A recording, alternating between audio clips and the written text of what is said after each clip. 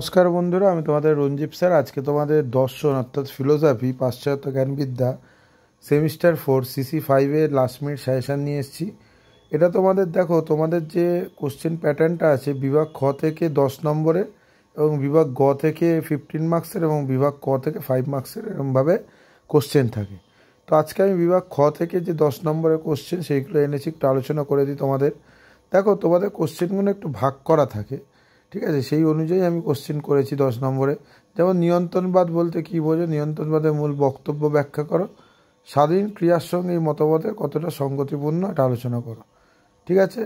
বিভিন্ন প্রকার সম্ভবত অসম্ভবত দৃষ্টান্ত সহকারে বর্ণনা করো, বিভিন্ন সংজ্ঞাগুলি সংক্ষেপে আলোচনা করো, বিশ্লেষক বা বচন করো, এর এগুলো ভাগগুলো আলোচনা করো। ভাববাদ ও বস্তুবাদের মধ্যে পার্থক্য, এই কোশ্চেনটা, এবং বাকালের কীভাবে মুখ্য ও গৌণ ও গুণের পার্থক্য, এই দুটোর মধ্যে তোমরা একটা কিন্তু কমন পাবেই পাবে। সত্য হলো তাই যা কার্যক্রম, এই মতবাদটি সংক্ষেপে আলোচনা করো।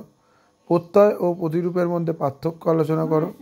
সরল বস্তুবাদের মূল বক্তব্যগুলি কী আলোচনা করো, ঠিক আছে? এই কোশ্চেনগুলো তোমরা করলে কিন্তু কমন পাবে, এবং তোমাদের ক বিভাগে যে 5 মার্কসের কোশ্চেন আসে এর থেকেও অনেক কোশ্চেন কিন্তু কমন আসবে, আলাদা করে পড়তে হবে না। যেমন সভ্যতা সম্বন্ধে অনুরূপতা তত্ত্বটি ব্যাখ্যা করো। তোমাদের এটা যেহেতু পাশ্চাত্য জ্ঞান বিদ্যা, এখানে একটু ব্যাখ্যাটা বেশি লিখতে হবে, বুঝতে হবে।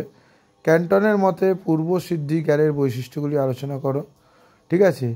বাচনিক জ্ঞান কাকে বলে, বাচনিক জ্ঞানে আবশ্যিক সত্তাবলী উদাহরণ দাও। এই কোশ্চেনটাও খুব ইম্পর্টেন্ট কোশ্চেন।